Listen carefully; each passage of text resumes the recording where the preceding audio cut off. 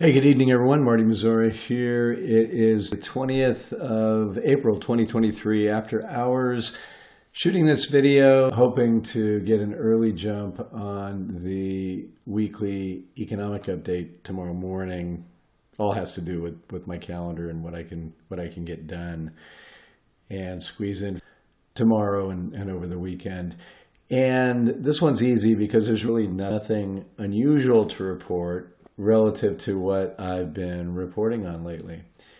As I said, on the midweek snapshot, there's something for the bulls and something for the bears on the charts. I think from a technical perspective, and I'm sure there are a lot of bullish technicians out there who would say, things look pretty good. I personally have recognized what I thought was a nice bull flag. We had this bear flagging action that played out pretty much as it's supposed to.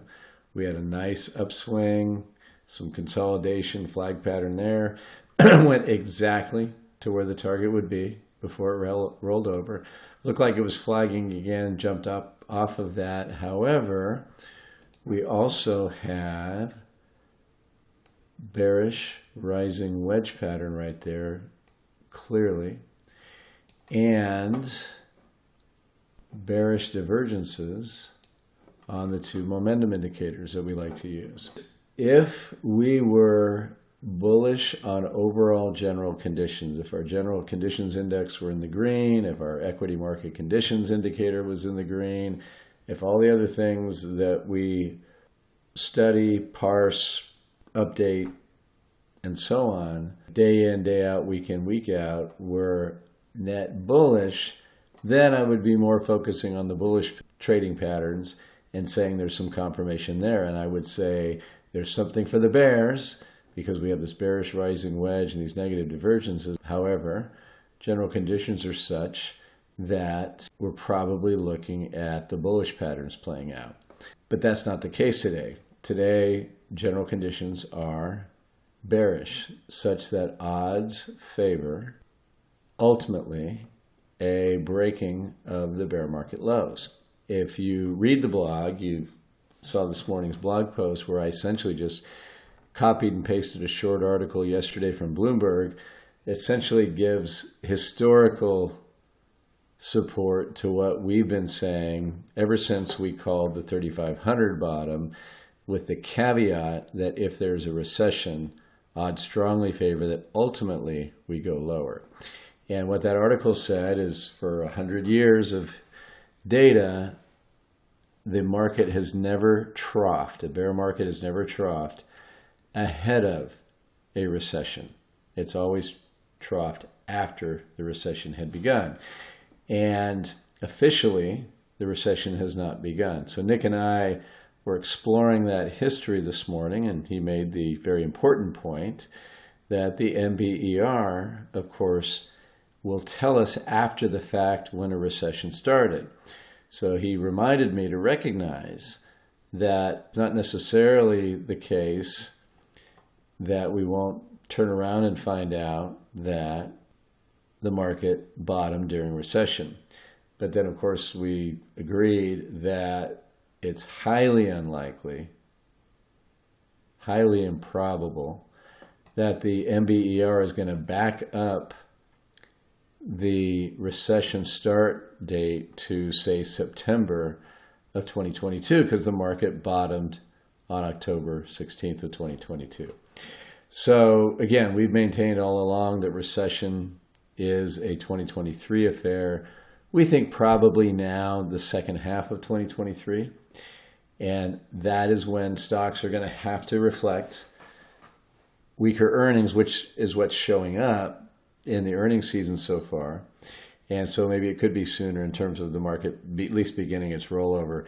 Technically speaking, it looks like to me there's big risk of that. Now, the technicals that we've been drawing here are playing out. Remember, I said it's a very heavy market. We have this rising wedge pattern. We have broken out below. All that the bears need right here is a sell signal on the MACD, and we're getting closer and closer. So when this breaks down, right like it did here, like it did here. And I think the analog for the bear market so far is like it did here last August. This could be the break that could see something very precipitous happen. Would not surprise me. Quick peek at the hourly chart, the 60-day, 60-minute chart. And this one looks even more ominous in terms of the dramatic divergences here. Right, you have the higher high, you have lower highs coming off of overbought territory, and on the hourly we absolutely already have our sell signal, and we drop below the rising wedge pattern with a nice big gap right here that was already filled and failed, and now it's coming down. And we have this gap right way back here yet to be filled, and if and when it does that, we're down here, below 4,000 on the S&P. So we'll see. I obviously ultimately think we'll get there. And right now, the way these patterns look, it could very well be sooner than later. As for the NASDAQ 100 ETF that we're tracking, I have the hourly chart up here, so we'll go ahead and look at that first. Remember, we drew this, this shaded rectangle here, long consolidation pattern, and we do have these very definite divergences. Looks a lot like the S&P 500 hourly chart. Sell signals there. All that's needed here is a breakdown out of this consolidation area, past this line, or maybe the white line there. And that would be the signal for traders to short the NASDAQ 100 index. On the daily time frame, the 1-year daily chart, we're there. We've broken out of the rising wedge, although we've broken out sideways, and so here we are, right, with that trading range. Get that a little better there, and you can see, looks like today we closed on or a little below the 20-day moving average.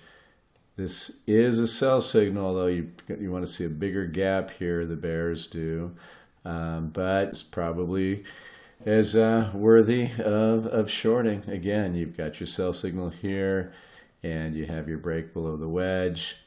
Careful trader that really wants to wait and get confirmation would wait for a solid break below that consolidation. So folks, I think I'm just going to close it there.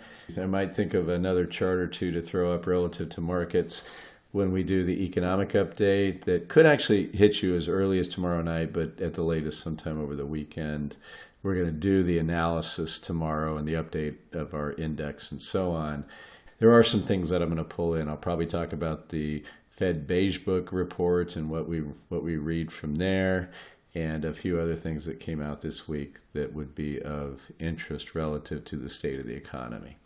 So folks, thank you as always for watching and listening, and obviously I'll be back very soon. Take care. Bye-bye.